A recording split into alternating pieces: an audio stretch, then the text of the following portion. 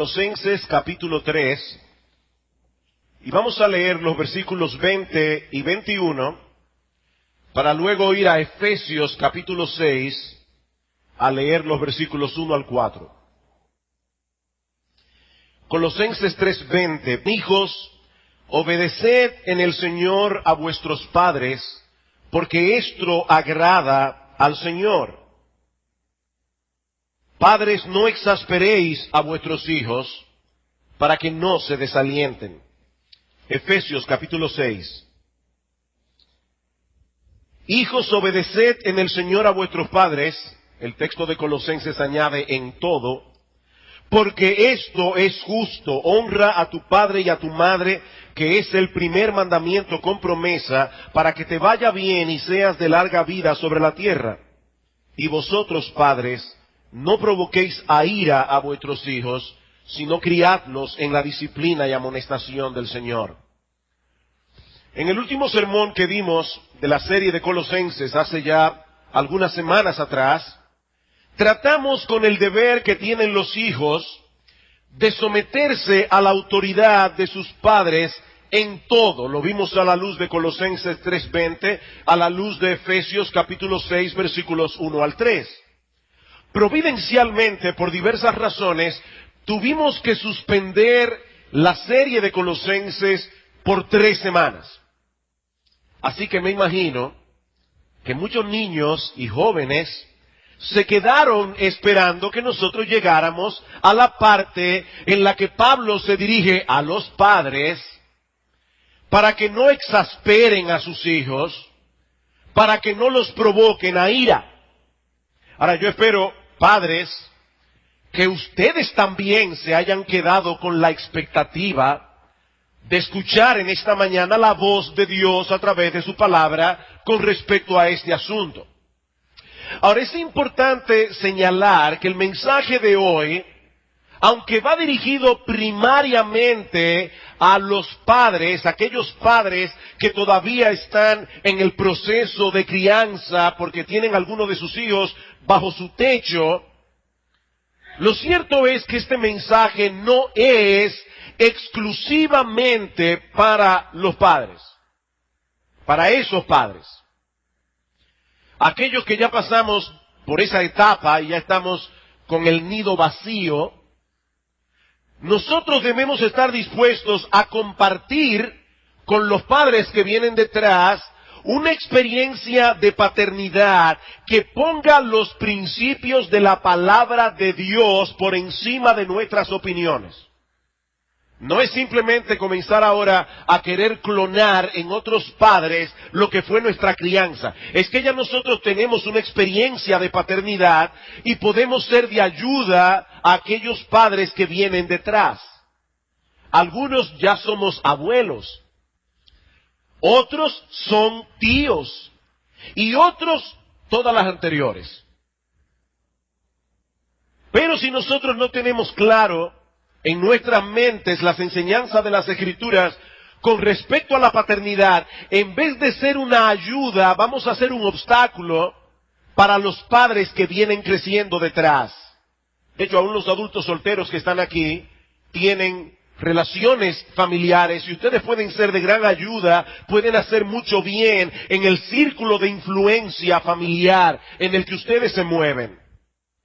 Por otra parte, este mensaje también es importante para los hijos, niños, jóvenes. Este mensaje también es importante para ustedes, no solo para que ustedes puedan tener un mejor entendimiento de lo que Dios demanda de vuestros padres, sino también para que puedan comenzar a vislumbrar la responsabilidad que ustedes tendrán sobre sus hombros cuando sean padres, si Dios en su santa y perfecta voluntad quiere concederles ese privilegio. Así que por favor, yo espero que ninguno aquí apague el transistor, o debo decir mejor que apaguen el receptor. Yo espero que ninguno aquí apague el receptor, pensando que lo que estaremos considerando hoy no tiene nada que ver con ellos, porque no es así. Si recuerdan, en el último sermón que predicamos de Colosenses, dijimos que el apóstol Pablo envió esta carta tanto la de Colosenses como la de Efesios, a una iglesia donde estaban sentados esposos, esposas, hijos, padres, siervos, amos. El Señor quería que todos escucharan cuáles eran nuestras responsabilidades mutuas. Y estoy seguro de que no lo hizo así para que nos acusáramos mutuamente, sino para que nosotros podamos ver la sabiduría de Dios en el balance que Él ha puesto en la vida familiar, y para que, amparados en los recursos que Dios nos da por gracia, cada cual se ocupe en hacer lo que debe hacer. Por otra parte, debo recordar, y esto sí que me causó un poco de frustración en esta semana, debo recordar que nosotros no estamos predicando una serie de familia. Estamos predicando una serie de Colosenses. Y resulta que en la serie de Colosenses hay algunos textos que tratan sobre la vida familiar. Eso quiere decir, mis amados hermanos, que en la mañana de hoy yo no voy a tocar un montón de aspectos que tienen que ver con la paternidad. Simplemente vamos a concentrarnos en el texto de Colosenses que leímos hace un momento y algunas cosas del texto de Efesios. Por eso quiero decir, mis hermanos, que hace unos años atrás nosotros predicamos una serie sobre la carta de Pablo a los Efesios, y se expusieron 3 sermones de Efesios capítulo 6, versículos 1 al 4.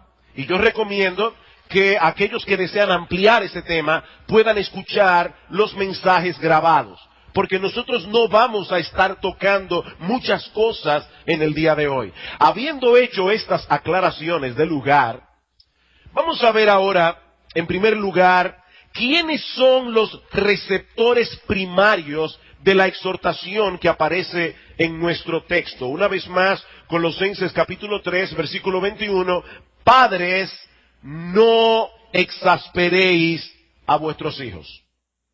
Y en el versículo 20 vimos que dice, hijos, obedeced a vuestros padres en todo.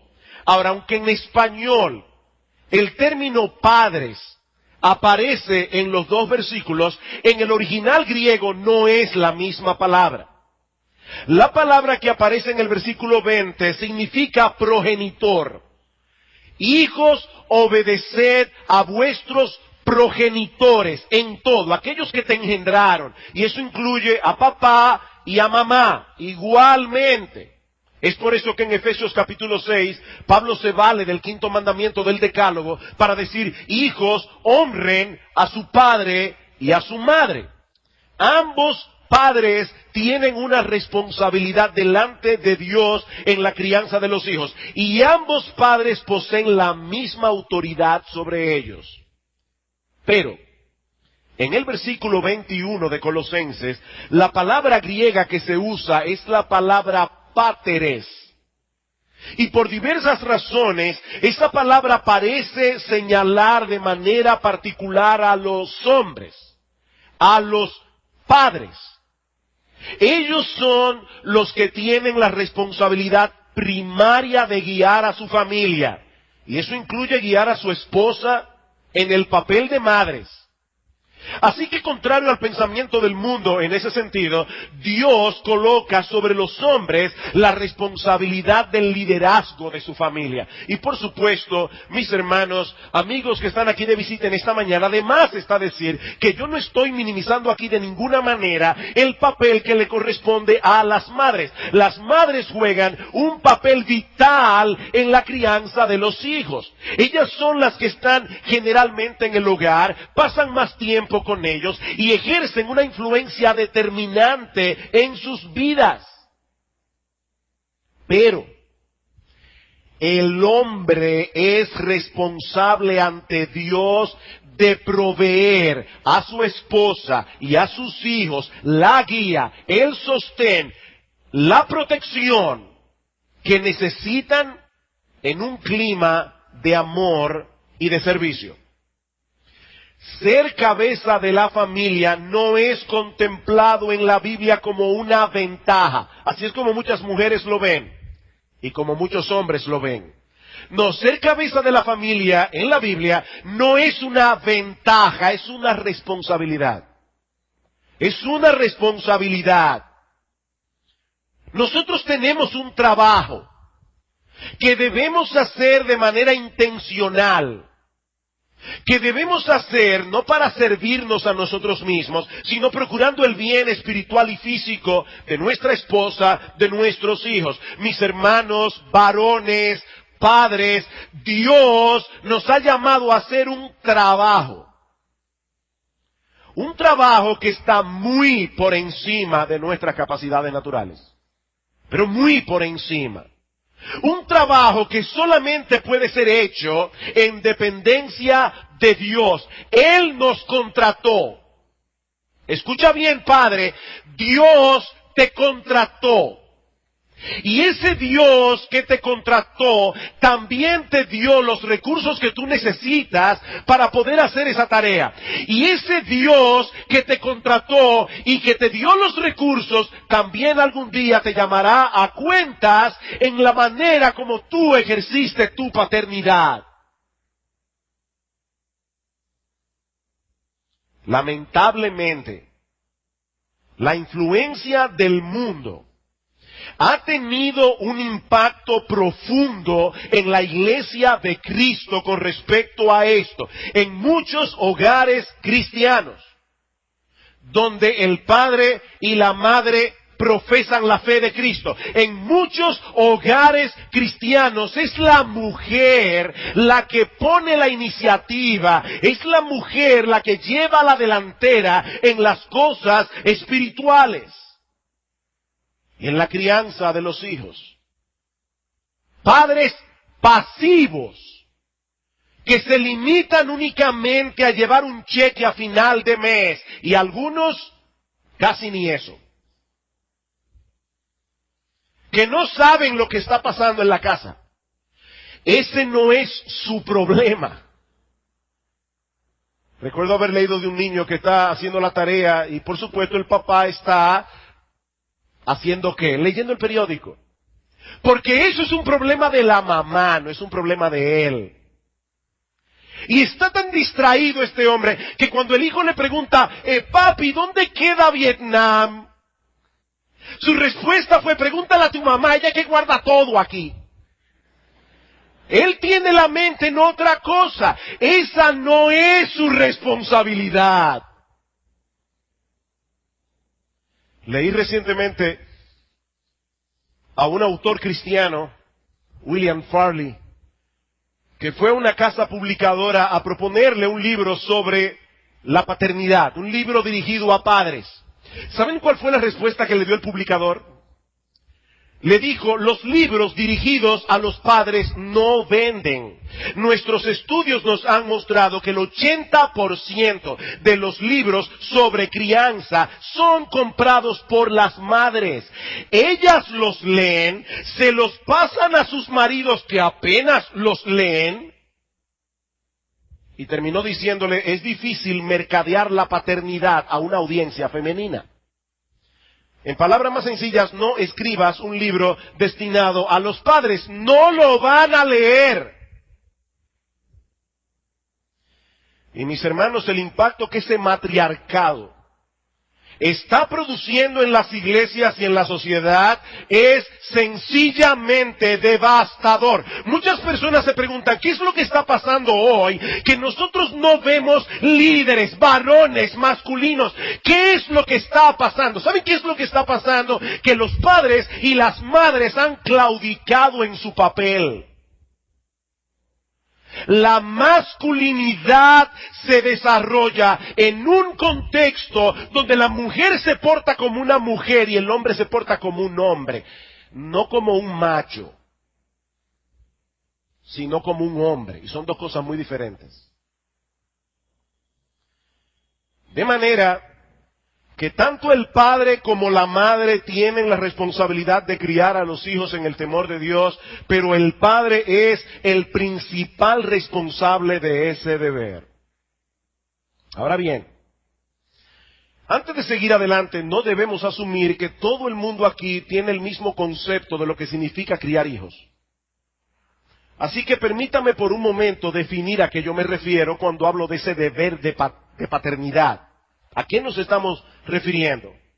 La responsabilidad que Dios ha puesto sobre nuestros hombros no es sencillamente la de proveer a nuestros hijos la crianza y la educación que ellos van a necesitar en ese proceso de pasar de ser niños a ser adultos. No, nuestra responsabilidad, padres, escuchen bien, porque esto que voy a decir ahora va a determinar todo el resto de este sermón. La responsabilidad de los padres es traspasar una cosmovisión. ¿Saben lo que es una cosmovisión? Es una visión de la vida, es una visión del mundo, es una visión de lo que realmente vale y de lo que no vale, es una visión de la moral que debe gobernarnos, una visión de la vida, una visión del mundo. Nosotros los padres tenemos la responsabilidad de transmitir a nuestros hijos una cosmovisión basada y enraizada en la palabra de Dios. Y padres, déjenme decirles algo, el tiempo que tenemos para hacer eso es muy corto.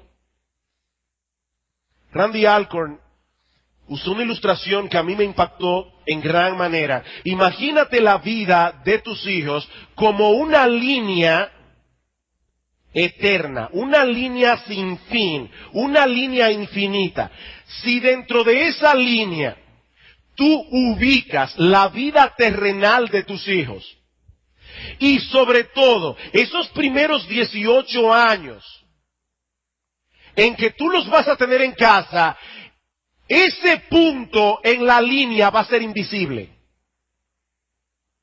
¿Entendiste el punto?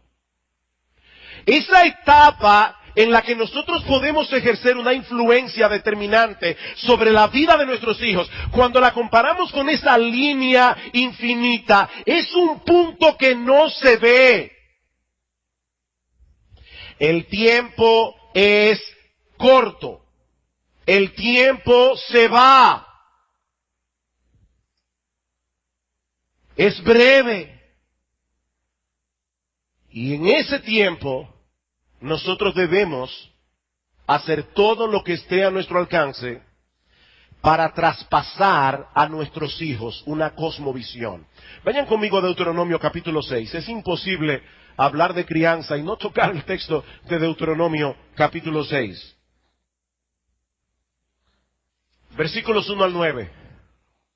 Estos son los mandamientos, estatutos y decretos que Jehová vuestro Dios mandó que os enseñase, para que los pongáis por obra en la tierra a la cual pasáis vosotros para tomarla, para que temas a Jehová tu Dios, guardando todos sus estatutos y sus mandamientos que yo te mando, tú, tu hijo y el hijo de tu hijo, todos los días de tu vida, para que tus días sean prolongados.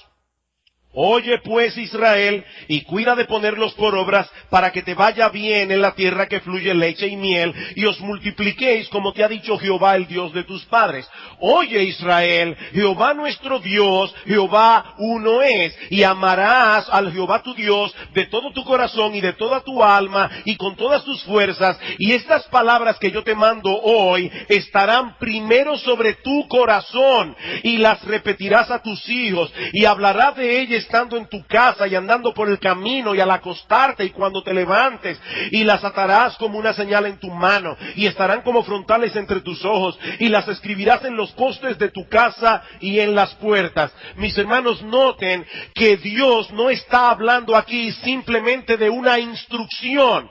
Dios está hablando aquí de una relación. Una relación que nosotros tenemos primero con Dios y que luego debe impactar la vida de nuestros hijos. Estas palabras que yo te mando hoy estarán sobre tu corazón, para que tú aprendas a temer a Jehová tu Dios. Y entonces puedas traspasar esa cosmovisión a la vida y al corazón de tus hijos. Mis hermanos, la implicación es muy clara. El aspecto más importante de tu paternidad, ¿sabes cuál es? Algunos dirán de inmediato, pasar tiempo con mis hijos. Bien, eso está bien. Pero yo estoy hablando del aspecto más importante de tu paternidad. ¿Sabes cuál es el aspecto más importante de tu paternidad? tu relación con Dios. Tu relación con Dios. Ese es el aspecto más importante. Padres que temen a Dios y se deleitan en Dios, en la generalidad de los casos, serán los instrumentos usados por Dios para producir hijos que temen a Dios y se deleitan en Él. ¿Debo repetir eso otra vez? Padres que temen a Dios y se deleitan en Dios serán los instrumentos primarios que Dios va a usar para producir hijos que temen a Dios y que se deleitan en Dios. Cuando nos limitamos a traspasar a nuestros hijos un código de conducta, ¿saben lo que nosotros estamos haciendo, mis amados hermanos? Estamos convirtiendo nuestras casas en una fábrica de fariseos o en una fábrica de muchachos resentidos que no van a querer saber del cristianismo, como veremos en un momento. Déjenme hacerles una pregunta. Por supuesto, no voy a poder pedirle que me las respondan, pero piénsalo un minuto. ¿Cuántos textos hay en el Nuevo Testamento que abordan directamente el tema de la paternidad? Piensa, rápidamente. ¿Cuántos textos hay en el Nuevo Testamento que abordan directamente el tema de la paternidad? ¿Sabes cuántos hay? 2. Solo 2. Efesios 6:4, que ya leímos, y Colosenses capítulo 3, versículo 21, el texto que estamos estudiando. 2 versículos. Y si ustedes van al Antiguo Testamento, van a ver que los pasajes que abordan directamente el tema de la paternidad son pocos en comparación. Deuteronomio 6, algunos salmos, algunos proverbios. Ahora mi pregunta es, ¿será que Dios no le da importancia a la crianza? ¿O será tal vez que al Espíritu Santo se le olvidó inspirar a los autores para que incluyeran más textos bíblicos? No, mis hermanos, esa no es la respuesta. En la Biblia está lo que Dios quiere que esté. Perfectamente. ¿Cuál es la explicación para esa omisión? La respuesta más obvia, y a veces nosotros lo más obvio es precisamente lo que pasamos por alto. La respuesta más obvia es que la Biblia no es un manual de crianza. La Biblia es una historia de la redención. El centro de las Escrituras es el plan de salvación diseñado por Dios para reconciliar con Él a pecadores rebeldes, perdonando todos sus pecados y adoptándolos como hijos en base a la obra redentora de Cristo en la cruz del Calvario. Y ahora escúchenme, en la medida en que ese mensaje de salvación, ese mensaje de redención va permeando nuestra vida, nuestra relación de intimidad con Dios se acrecienta, nuestro camino hacia la santidad avanza y de ese modo vamos siendo equipados para ser los padres que debemos ser. Escuchen cómo lo dice William Farley. Hay tan pocos textos en las Escrituras sobre la crianza de los hijos porque el Evangelio es el salón de clases que nos enseña todo lo que necesitamos conocer para llegar a ser padres efectivos. Si realmente entendemos el Evangelio y conocemos cómo se aplica a nuestros matrimonios y a nuestra paternidad, tendremos todas las herramientas que necesitamos para pasar el batón a la próxima generación. No el bastón, el batón, como en la carrera de relevo. Hace un momento dijimos que padres que temen a Dios y se deleitan en Dios, en la generalidad de los casos serán los instrumentos usados por Dios para producir hijos que temen a Dios y se deleitan en Él. Esa verdad debemos colocarla al lado de la doctrina bíblica de la soberanía de Dios en la salvación de los pecadores. Dios es soberano en la salvación de los pecadores. Pero Dios usa medios para llevar a cabo sus decretos. Y el instrumento principal que Él va a usar para salvar a tus hijos, escúchame bien, mi amado hermano, el instrumento principal que Dios va a usar para salvar a tus hijos no es el ministerio de jóvenes, no es la escuela dominical para niños, no es el colegio cristiano. El instrumento primordial que Dios va a usar eres tú. Son los padres. Sí, Él es soberano. Nosotros somos responsables. Y ambas verdades debemos colocarlas una al lado de la otra.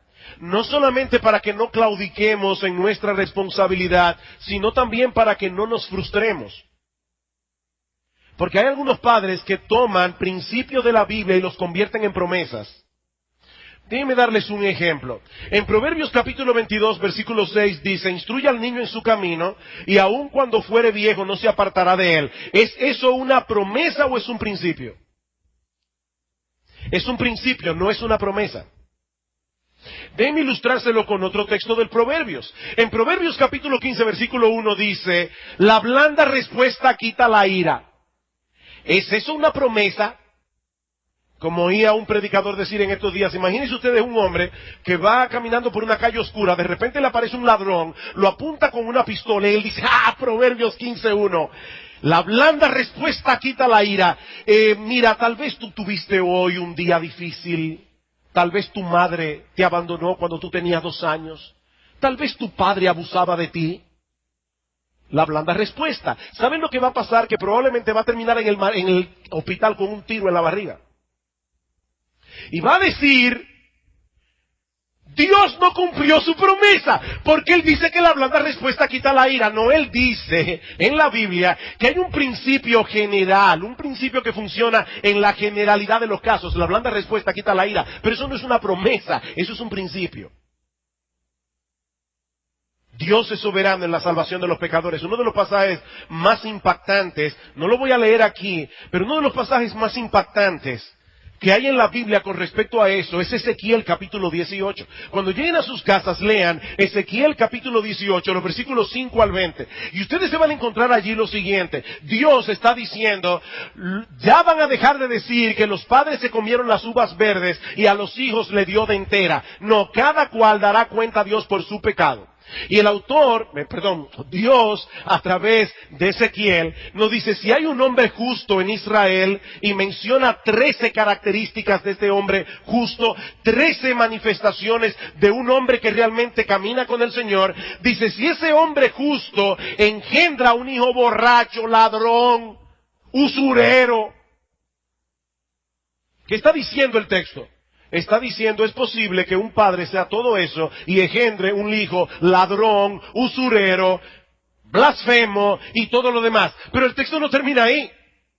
Luego sigue diciendo, y si ese hijo, borracho, ladrón, blasfemo, engendra un hijo que es temeroso de Dios, ese hijo no pagará por el pecado de los padres. Así que aquí tenemos un padre piadoso que engendra un hijo impío y un hijo impío que engendra un hijo piadoso. La maravilla de la gracia de Dios. Dios es soberano. Pero mis hermanos, ese Dios soberano ha decidido soberanamente usar a los padres como los instrumentos primarios para la salvación de sus hijos. Con esto en mente, vamos ahora a Colosenses 3:21. ¿Cuál es la exhortación? Padres, no exasperéis a vuestros hijos, para que no se desalienten. Si bien los hijos tienen el deber de obedecer a sus padres en todo, y eso ya lo vimos en el último sermón, porque los padres tienen una autoridad legítima, una autoridad dada por Dios sobre sus hijos, los padres tenemos que tener mucho cuidado en la manera como ejercemos esa autoridad legítima. En el texto de Colosenses se nos advierte que no exasperemos a nuestros hijos. En el texto de Efesios, que no los provoquemos a ira. Y aunque ambas ideas son similares, la palabra exasperar que Pablo usa en el pasaje de Colosenses es un poco más amplia. Incluye la idea de quebrantar el espíritu, descorazonar, desesperanzar, sacarles el aire. ¿Y cuál es el resultado que suele producir ese tipo de crianza? Hijos desalentados, desanimados, inseguros, sin iniciativa. ¿Ustedes han visto esas personas resignadas que van por la vida sin hacer ninguna diferencia?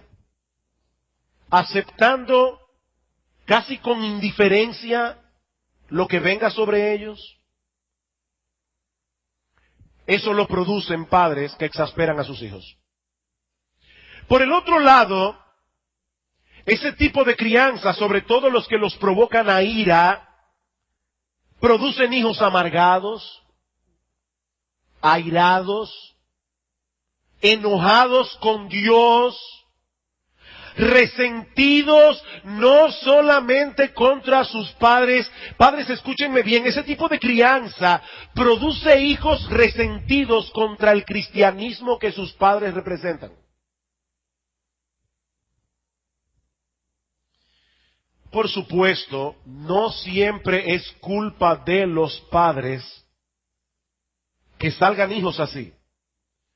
Anoche mi esposa llamó mi atención a un texto que yo no recordaba, pero en Deuteronomio capítulo 1, el ejemplo más contundente que hay en la Biblia acerca de eso es el de Dios. Dios es un Padre perfecto. Y hay personas que han sido provocadas a ira contra Dios, no por culpa de Dios. En Deuteronomio capítulo 1, en el versículo 25, Moisés está relatando lo que pasó con los espías que fueron a Canaán. Dice, tomaron en sus manos del fruto del país y nos lo trajeron y nos dieron cuenta y dijeron, es buena la tierra que Jehová nuestro Dios nos da. Sin embargo, no quisisteis subir, antes fuisteis rebeldes al mandato de Jehová vuestro Dios. Y ahora escuchen, murmurasteis en vuestras tiendas diciendo, porque Jehová nos aborrece. Wow. Oigan la interpretación.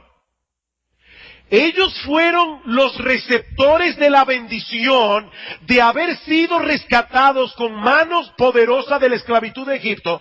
Y ellos dicen, Dios hizo eso porque nos aborrece. Nos ha sacado de tierra de Egipto para entregarnos en manos del amorreo para destruirnos. ¡Wow! ¡Qué fuerte es eso! Dice Dios en Isaías, oíd cielos y escucha tu tierra, porque habla Jehová. Crié hijos, los engrandecí, y ellos se rebelaron contra mí. Eso dice Dios. Pero, yo digo esto, hermanos, porque yo no quiero cargar la conciencia de nadie innecesariamente, pero tampoco quiero descargar tu conciencia innecesariamente. Padres, es obvio que nosotros podemos acarrear una gran cuota de culpa en la amargura, el enojo y el resentimiento de nuestros hijos si los provocamos a ira o los exasperamos. ¿Qué es entonces lo que se espera de nosotros como padres? Bueno, vamos a tornar este texto al revés. Si se nos dice, padres, no exasperéis a vuestros hijos, padres, no los provoquéis a ira, ¿qué es lo que se espera de nosotros como padres? Que desarrollemos un estilo de paternidad que tienda a producir hijos esperanzados, hijos estables, hijos gozosos, hijos productivos, hijos proactivos, no indiferentes, hijos obedientes. Y yo me imagino que la pregunta que tienen muchos ahora es, ¿cómo? ¿Cómo? ¿Qué debemos hacer para producir hijos así? Para responder esa pregunta, permítanme que vuelva a decir algo que dije hace un momento. Por si no lo captaron, lo voy a decir otra vez. En la medida en que el mensaje del Evangelio de la gracia de Dios en Cristo permea toda nuestra vida, nuestra relación de intimidad con Él se acrecienta, nuestro proceso de santificación avanza y de ese modo vamos siendo equipados para ser los padres que debemos ser. Así que la pregunta no debería ser, ¿qué yo debo hacer? La pregunta primera es, ¿qué yo debo ser para poder llegar a ser el padre que Dios quiere que yo sea? Mis hermanos, ¿ustedes saben por qué nosotros los padres exasperamos a nuestros hijos y los provocamos a ira? Podemos dar varias respuestas. Nuestra hipocresía tiende a exasperar a nuestros hijos y provocarlos a ira. Tener un doble estándar. Les pedimos algo a ellos que nosotros no hacemos. Ahí está la madre exigiendo sumisión a sus hijos, pero ella no se somete a su marido. Allí está este padre que dice que Dios es lo primero, pero él no viene al culto de oración porque no le importa ni le interesa. Faltan los cultos con una tremenda facilidad. ¿Tú sabes quién está viendo eso? Tus hijos lo están viendo. Y eso provoca ira. Eso exaspera. Por exigir cosas que son irrazonables, porque no están tomando en cuenta la inexperiencia o inmadurez de sus hijos. Algunos padres quieren que sus hijos se sienten todos los días a hacer un devocional. ¡Qué bien, amén! Eso es lo que deben hacer. Solo que el devocional dura 1 hora y el niño tiene 6 años. Y hay del hijo que se le duerma. Eso es irrazonable. Porque un niño de 6 años no aguanta 1 hora sentado oyendo una cátedra de la Biblia. Eso provoca ira. Eso exaspera. Por corregirlos de forma vergonzosa y humillante. Algunos padres no saben corregir a sus hijos sin gritarles, sin hablarles con ironía, sin hablarles con aspereza. Y lo que es todavía peor, algunos padres corrigen y disciplinan a sus hijos delante de otras personas. Eso es humillante, eso exaspera, eso provoca a ira. Por una disciplina impulsiva, errática e inconsistente. Hoy lo provocan por una cosa, mañana el niño hace lo mismo y no lo disciplinan.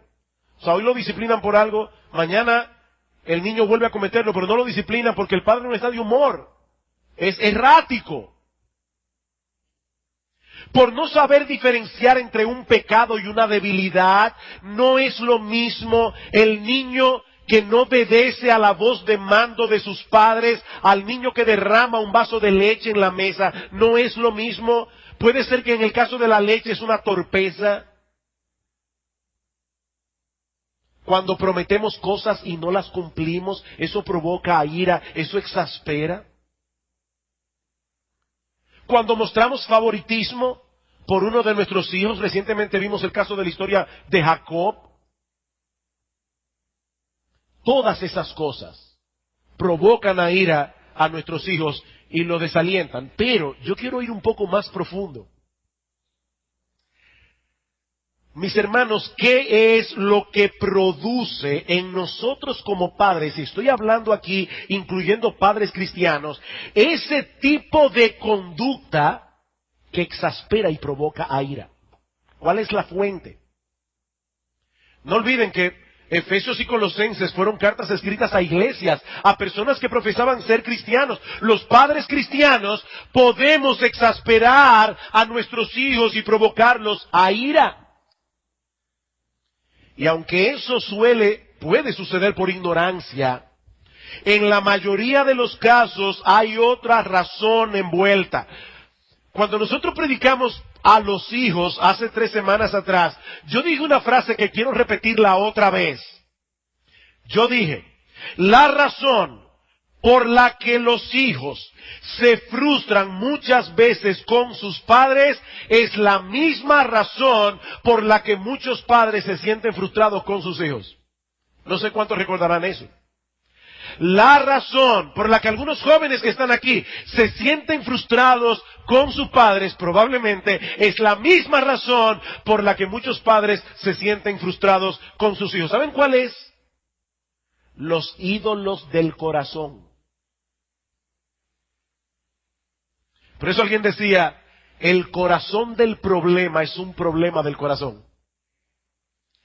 El corazón del problema es un problema del corazón. Queridos hermanos, la idolatría es el gran problema en la mayoría de los casos, y eso incluye, repito, a los padres cristianos. Como puede suceder con cualquier otro pecado, la idolatría puede atrapar a un creyente en un momento dado. Lean 1 Corintios 10, como Pablo dice, huid de la idolatría. 1 de Juan, capítulo 5, versículo 21, hijitos, guardaos de los ídolos. Si no tratamos apropiadamente con los ídolos de nuestro corazón, estaremos muy mal equipados para luchar con la idolatría de nuestros hijos y lo que esa idolatría produce. ¿Y cuáles son los ídolos más comunes que suelen impactar negativamente nuestra paternidad? Paul Tripp menciona 4. Podemos añadir otros, pero veamos estos 4 rápidamente. El primero es el ídolo de la comodidad. El ídolo de la comodidad.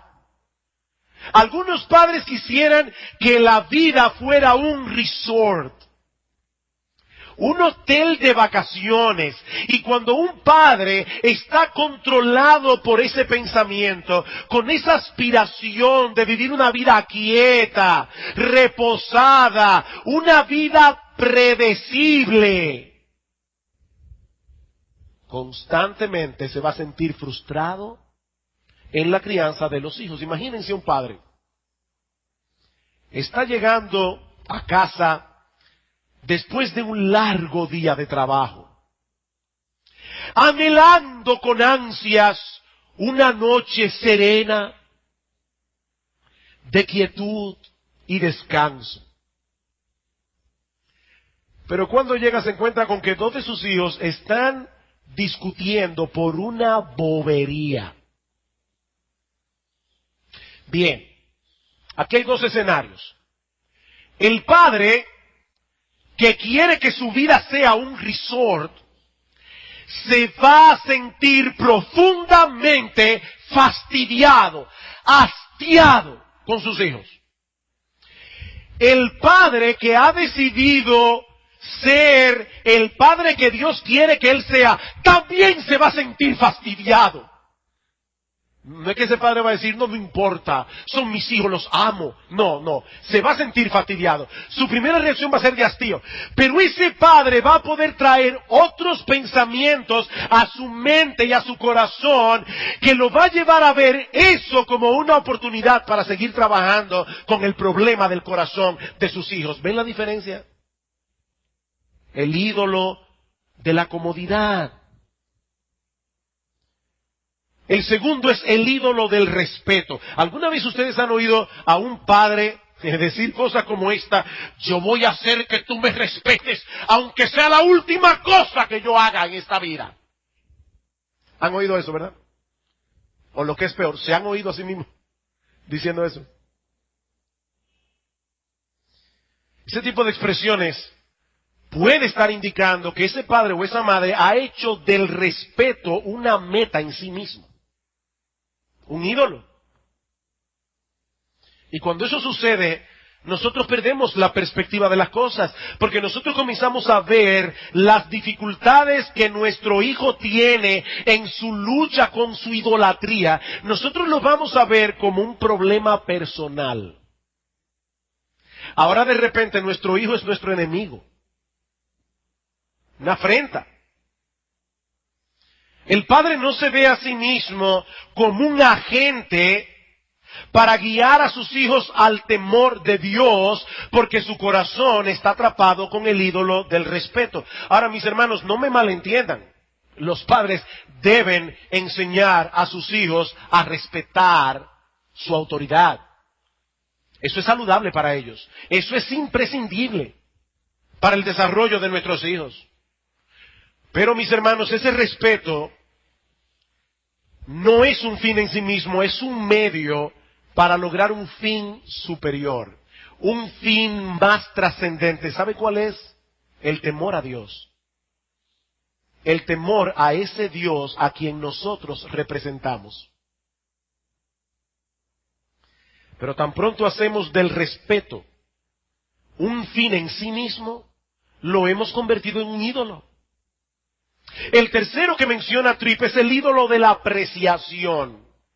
El ídolo de la apreciación. Y otra vez, los hijos deben ser enseñados a apreciar a sus padres. Mis hermanos, a nuestros hijos no les conviene sentir que ellos son pequeños príncipes en la casa y que nosotros estamos allí para servirles. No, eso no les hace bien.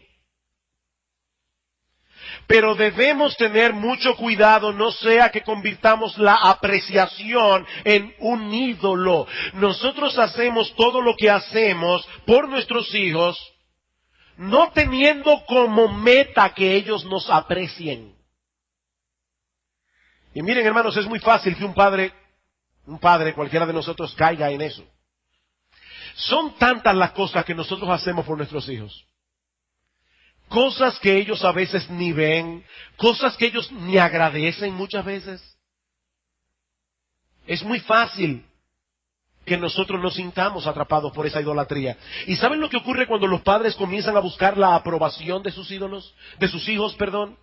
Bueno, también de sus ídolos también, porque convierten a los hijos en ídolos. ¿Saben lo que ocurre cuando los padres comienzan a buscar la aprobación de los hijos? Una de dos.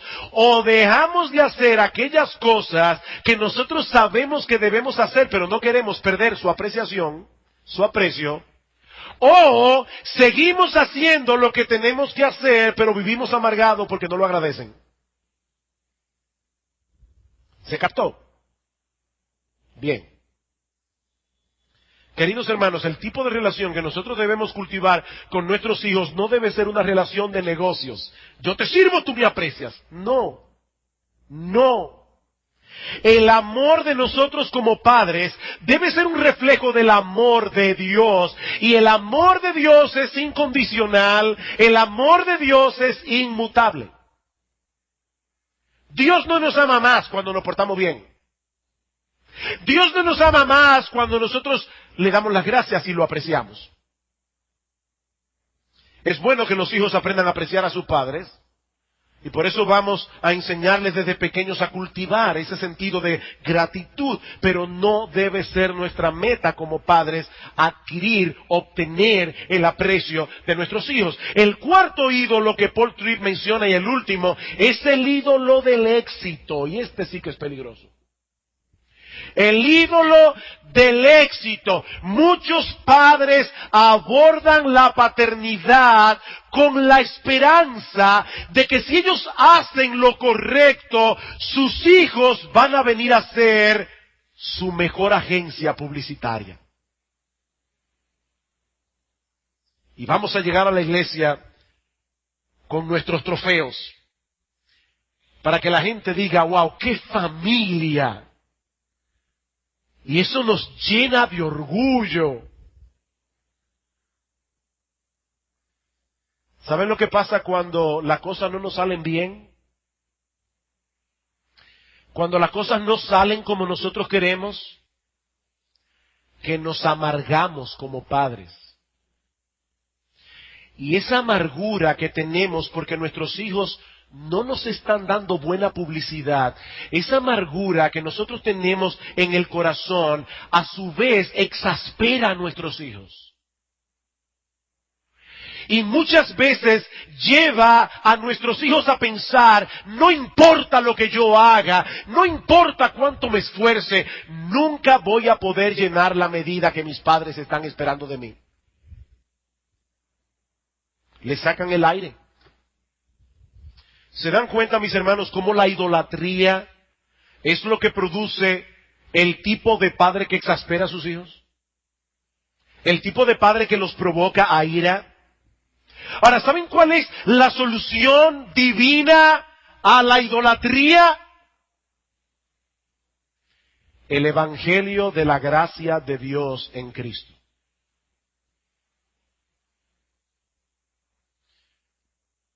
Hermanos, yo quiero hacer un ejercicio hoy. Por favor, sígueme. Te lo ruego, sígueme, en lo que voy a decir ahora. Yo quiero que tú te imagines, en este momento, que tú vas a sufrir lo que Cristo sufrió en la cruz del Calvario. Yo quiero que tú te imagines una turba endemoniada, airada contra ti y con la determinación de llevarte con todas sus fuerzas a clavarte en una cruz. Yo quiero que tú sientas la agonía, yo quiero que tú sientas el latido de tu corazón viendo a estas personas diabólicas llevarte por la fuerza. Yo quiero que tú te veas a ti mismo siendo colocado en una cruz. Yo quiero que tú te veas a ti mismo lo que tú vas a sentir cuando uno de esos soldados tome un martillo y tú estás viendo lo que va a suceder y tú ves ese clavo oxidado que va a penetrar por tus manos y tú comienzas a sentir ese clavo penetrando allí y el clavo penetrando en tus pies. Yo quiero que te imagines suspendido en esa cruz, impotente, deseando la muerte con todas las fuerzas de tu corazón y la muerte no llega. ¿Te lo imaginaste? Yo quiero que te imagines ahora la escena de otra manera. Mi hermano, yo quiero que tú te veas a ti mismo como parte de esa muchedumbre endemoniada que está gritando junto con el pueblo: ¡crucifícalo! ¡Crucifícalo! Yo quiero que tú te veas ahora a ti mismo como parte de esos soldados que agarran a Cristo por la fuerza, le ponen su mano en el madero. Yo quiero que te veas a ti mismo clavando ese clavo en las manos y en los pies de nuestro Señor. Porque ¿sabes qué? Fuiste tú y fui yo quienes llevamos a Cristo a la cruz del Calvario.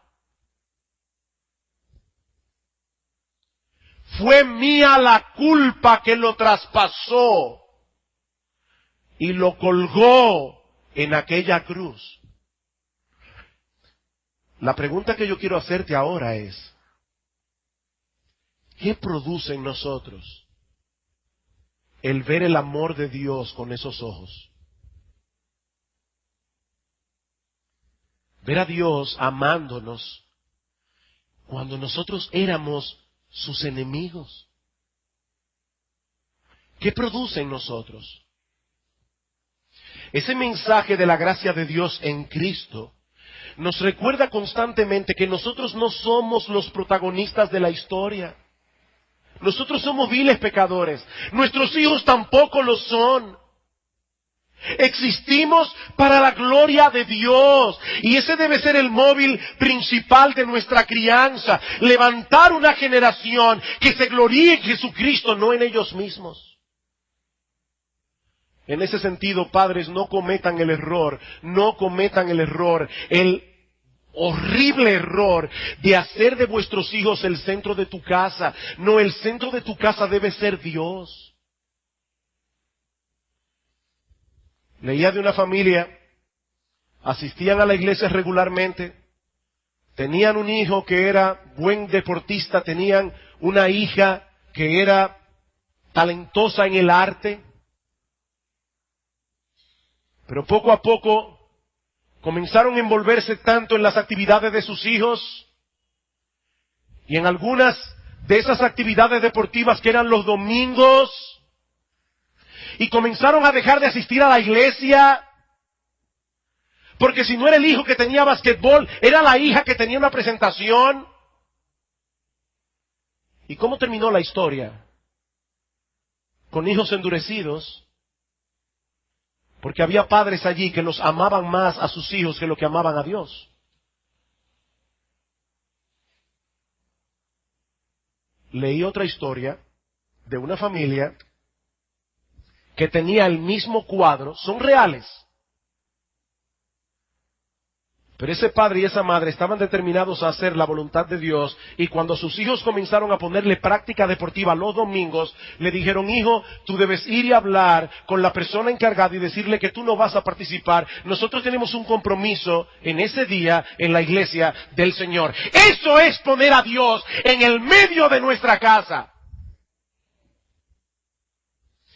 Dios está primero, todo lo demás está después. Y eso es algo que nos recuerda constantemente el mensaje de la gracia de Dios en Cristo. Ese mensaje de la gracia de Dios en Cristo nos llevará a tomar en serio el pecado de nuestros hijos.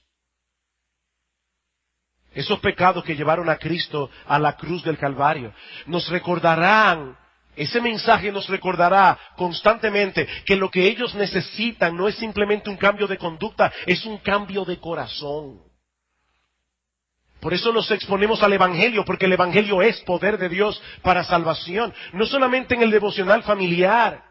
No, cuando estemos interactuando con ellos, analizando las cosas que ocurren en la vida diaria. Cuando los disciplinamos por un pecado. Hay padres que dicen: yo no quiero provocar a ira a mi hijo, así que no lo voy a disciplinar. No, tú no estás provocando a más ira. Porque tú estás dejando que ese muchacho sea controlado por sus deseos. Fíjense que Pablo dice: padres, no provoquéis a ira a vuestros hijos, sino criadlos en la disciplina y amonestación del Señor. Tú no quieres provocar a ira a tu hijo, críalo en la disciplina y amonestación del Señor, porque eso es lo que da resultado.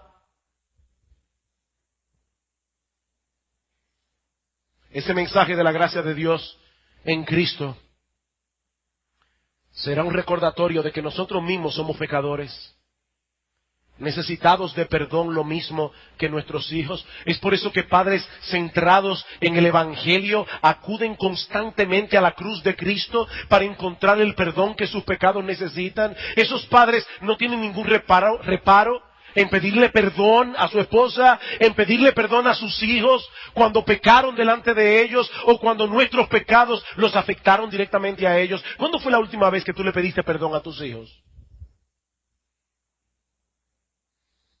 Ese mensaje de la gracia de Dios en Cristo es lo que producirá la humildad necesaria para una paternidad eficiente. Es el orgullo lo que muchas veces no nos deja ser los padres que debemos ser. Es en la cruz de Cristo que encontramos humildad.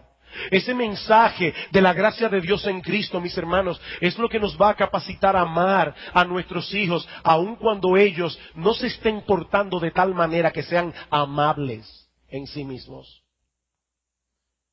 O cuando nosotros recordamos la paciencia de Dios para con nosotros, su amor inmutable. Ese es el combustible que necesitamos para amar a nuestros hijos por encima de todas las cosas. Ese mensaje de la gracia de Dios en Cristo es el combustible necesario para seguir adelante, esperando en Dios, aun cuando las cosas parecen no estar funcionando, porque nosotros seguimos creyendo que la palabra de Dios es viva y eficaz. Ese mensaje de la gracia de Dios en Cristo producirá en nuestros corazones el gozo y el contentamiento necesario para que nuestros hijos vean que es un privilegio servir y amar a Dios, que no hay nada más grande, no hay nada más deleitoso. Mi hermano, ¿qué ven tus hijos en ti? Personas que simplemente quieren cumplir con la responsabilidad. O personas que quieren obedecer porque aman a Dios, porque se deleitan en Dios, porque se gozan en Dios. ¿Cómo nosotros podemos incrementar nuestro gozo en Dios? En la cruz del Calvario. En la cruz del Calvario. Ese mensaje de la gracia de Dios en Cristo será nuestro refugio, hermanos, cuando nosotros veamos nuestras propias deficiencias, cuando nosotros veamos nuestros propios fracasos. Hermano, cuando nosotros miramos para atrás y vemos lo que hemos hecho en la vida de nuestros hijos, a menos que nos autoengañemos, vamos a ver muchas debilidades, vamos a ver cosas que hicimos que no debimos haber hecho, vamos a ver cosas que no hicimos y debimos haber hecho. Oh, mis hermanos, pero ahí está la sangre de Cristo que nos limpia de todo pecado. Mis hermanos, el Evangelio nos libra de la presión de querer ser padres perfectos, porque no somos padres perfectos. ¿Saben por qué Cristo murió en la cruz del Calvario? Porque nosotros somos pecadores, porque somos un saco de debilidad. En la cruz de Cristo hay perdón y misericordia. Y el combustible que necesitamos para seguir corriendo esta carrera día tras día, sabiendo que nosotros tenemos un tesoro, el Evangelio, tenemos un tesoro, pero es en vaso de barro, para que la excelencia del poder sea de Dios y no nuestra. Y si a Dios le place usarnos como padres para salvar a algunos de nuestros hijos, no nos vamos a llenar de orgullo, le vamos a decir a Dios: Señor, a ti sea toda la gloria, porque fue únicamente por tu bendita gracia. A final de cuentas, hermanos, nuestra paternidad no es un fin en sí misma. Nosotros estamos aquí para guiar a nuestros hijos a refugiarse en el único Padre perfecto, el cual entregó a su Hijo perfecto para que pecadores imperfectos pudiesen ser adoptados en su familia. Ese mensaje del Evangelio nos libra del temor a los hombres y de la idolatría que nos quiere llevar a convertir a nuestros hijos en nuestro departamento de publicidad. ¿Saben una cosa, mis amados hermanos? Nuestra identidad está en Cristo. Nuestra identidad no está en lo que se diga de nosotros como padres. Y oh, cuántas veces el Señor usa a nuestros hijos para humillarnos y para recordarnos que Él debe ser nuestro único gozo y alegría.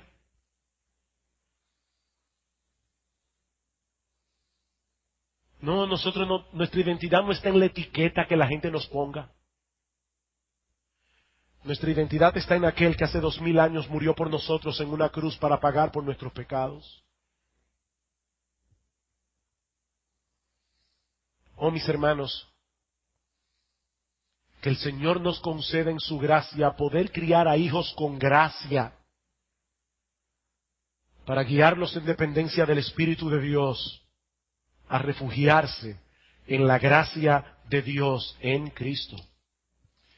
Y mi amigo, si tú estás aquí todavía confiando en ti mismo para salvarte, en vez de confiar enteramente en la obra redentora que Jesucristo llevó a cabo en la cruz del Calvario, muriendo en lugar de pecadores, mi invitación en esta mañana es que aceptes por fe que tú no puedes salvarte a ti mismo, que aceptes por fe la salvación que Él ofrece por gracia.